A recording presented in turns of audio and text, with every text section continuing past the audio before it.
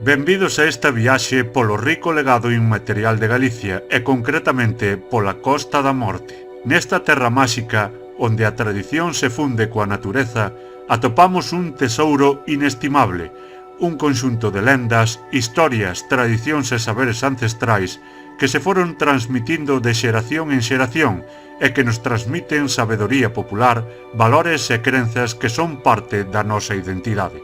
Este legado inmaterial é tan importante como o noso patrimonio material, xa que tamén nos ensina valores importantes como a bondade, a xustiza e a conexión coa natureza.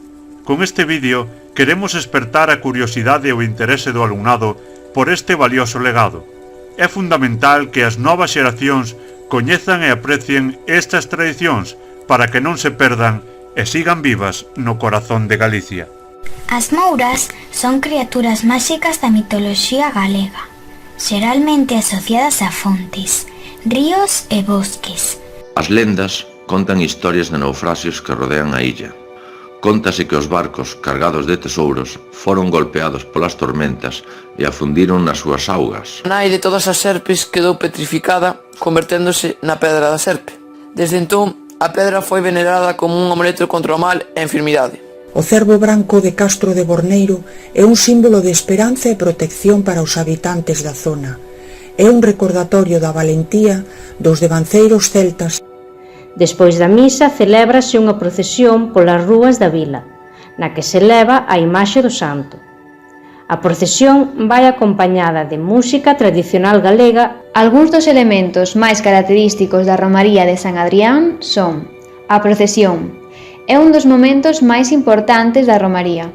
Benito Soto Abal, coñecido como o Terror do Atlántico, foi un famoso pirata galego do século XIX.